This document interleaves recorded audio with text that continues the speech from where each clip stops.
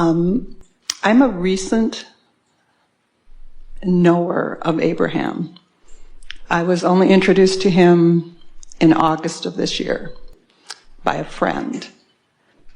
It was a perfect fit, so I have been starting to read, trying to understand. It's an extremely different path than I've lived. I've lived a mostly fear-based life. Recently, my life has changed for the better by 1,000%.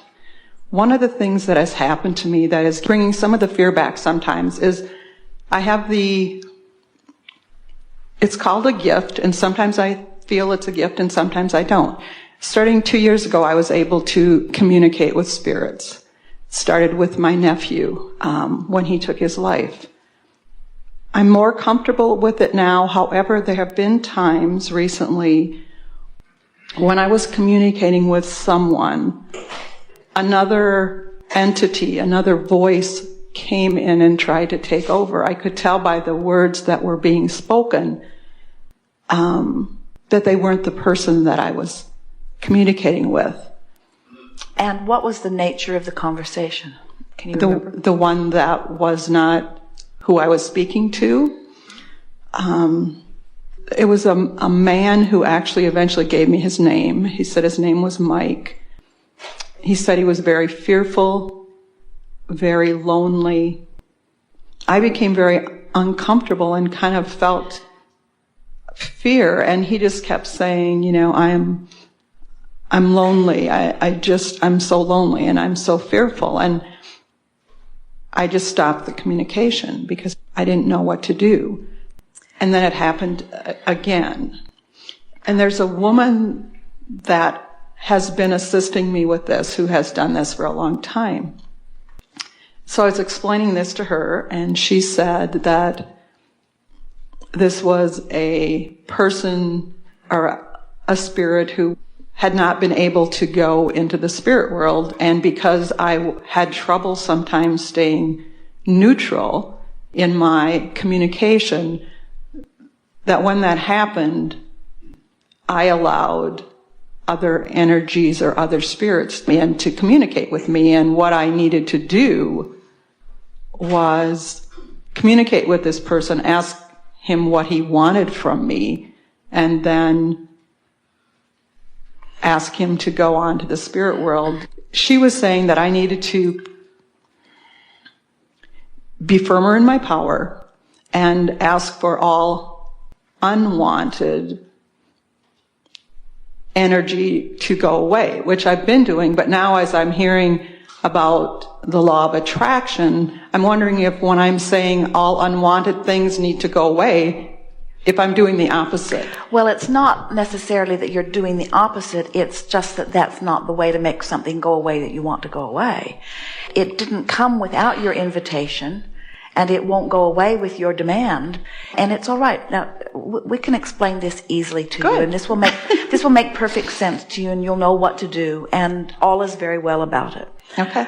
First, we want to say that the reason that we ask the nature of the conversation is because when you talk about having been afraid and how things are really improving for you, we can feel your energy has been shifting dramatically recently. And as your energy shifts, you have access to different vibrations that you can interpret. Now, everyone has the potential to interpret vibration. As we're visiting with you here, we're not whispering words to Esther that she's repeating. She's receiving, and you do too, blocks of thought which she's at an unconscious level translating into the physical word equivalent. You see, thoughts don't go away. Every thought that is ever thought still exists, and law of attraction manages them. So when you tap into a vibration, you've tapped into a vibration. And you can tell by the way it feels whether it's a match to who you are and what you want. The person who was helping you gave you some, what we feel, very accurate guidance in part, in that You see, there are no trapped spirits. There is no one who is dead who is not able to immediately reemerge. But we see why people translate it in that way, because people that are sensitive to energy and seeing all of this energy, they come to the assumption that that person probably wanted to go. Esther had an experience like that. She and Jerry had gone to Washington, D.C. many years ago. They were in the old post office, which had been made into a new mall. And Esther was standing in line getting food, and Jerry was sitting at a table, waiting, reading, and he picked up a brochure about the architect who had designed the city of Washington, D.C. And when Esther came back to the table, Jerry began reading about this man. He had come from France. He had completely designed the city. It was a magnificent design. And one of the congressmen built his house right in the middle of the design, just confiscated some land and built a big house there. And he had, L'Enfant was his name, had the clout to have that house torn down. But the congressman then had the clout to have him fired. And so he was sent back to France, and then they used his design to build the city. And he died never getting any credit for it. So as Jerry's reading this to Esther, Esther begins to feel sadder than she had ever felt in her life. Esther, happy girl, listening to this story, tapping into the vibration of it, got sadder and sadder and sadder. It was a very long article.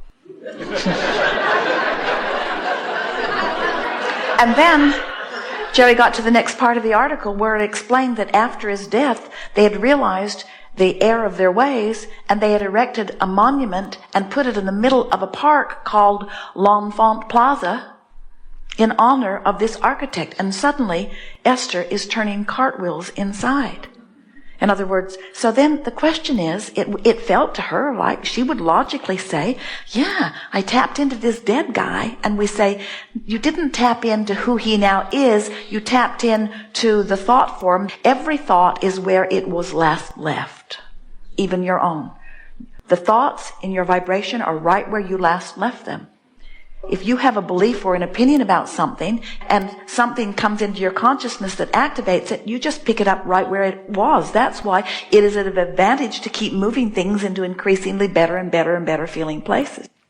So we say to you, relax in all of this. Remind yourself that you are someone who can translate vibration into thought.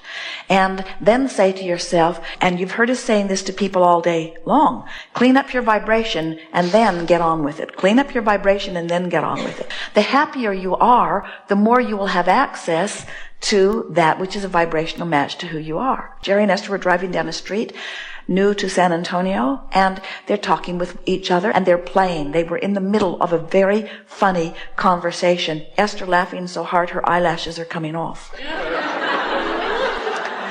And Esther hears someone say, I'm dead.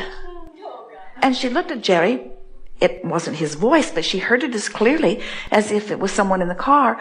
And Esther said, the oddest thing, someone just said to me, I'm dead. And Jerry began to laugh because they were driving past a graveyard.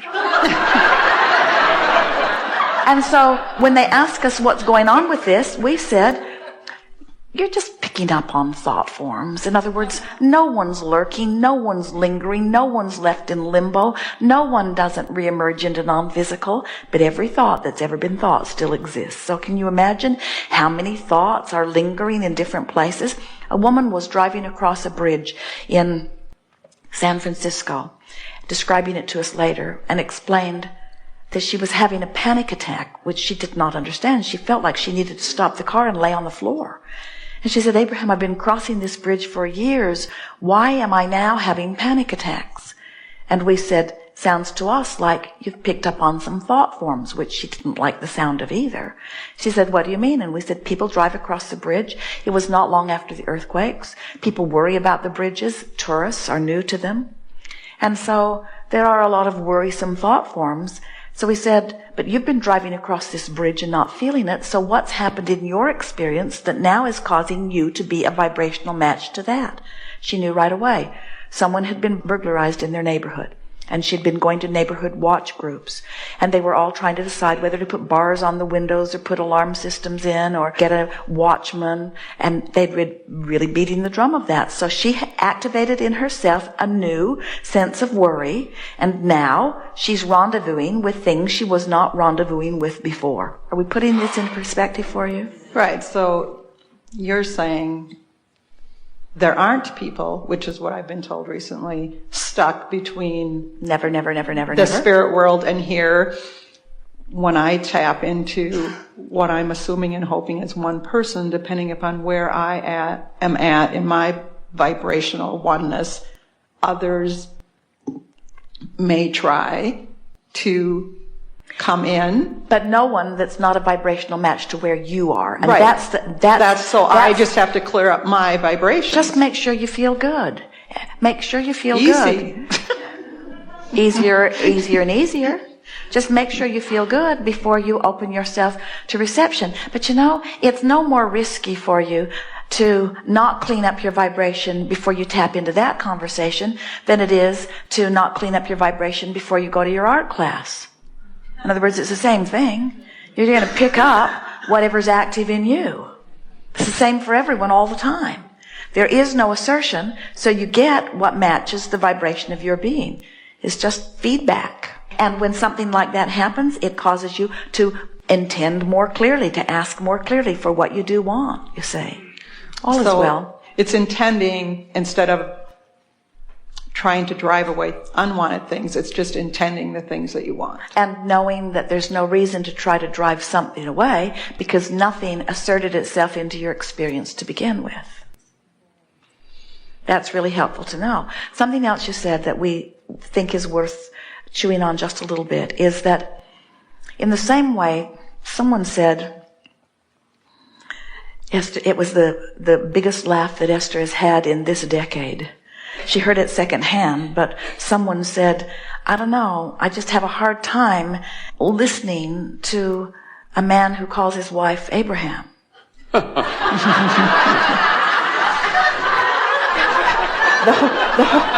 The whole Abraham phenomenon was just sort of wacky. He calls his wife Abraham. What could possibly be going on over there? We refer to ourselves as a collective consciousness. We are not singular. And nothing that you receive is. In other words, it's streams of consciousness. And so even when you tap into someone who says they're lonely and it feels like the voices are changing, what's happening is there are rivers or streams of consciousness. In other words, we said to you that every thought that's ever been thought still exists, and law of attraction causes a coalescing of those thoughts, which sort of produces a stream. And so then when something happens in your life that causes you to activate a vibration, now you have access to those sorts of things. And it's particularly interesting for someone like you who can read energy. For years, Esther could not go in a bookstore. The bookstore just made her crazy. There was too much competing conversation, not people, but the ideas in the bookstore. It wasn't until Esther aligned with who she is that she could take any pleasure at all from going into a bookstore. When you are a reader of energy, it really behooves you to tend to your own vibrational gap. And so, just be easy about it and enjoy it. We're not encouraging you to stop it at all. We're encouraging you to continue the conversations and watch the improvement in the content of them as you clean up your vibration and get feeling better and better. If someone said, as you did, I am in a strong place of fear, we would say, then sort of keep to yourself until you get it cleaned up. And then you went on to say, and I'm feeling ever so much better. And we say, good for you. In other words, feeling better is the key, isn't it? Right. It's the precursor to everything. Right. Yes.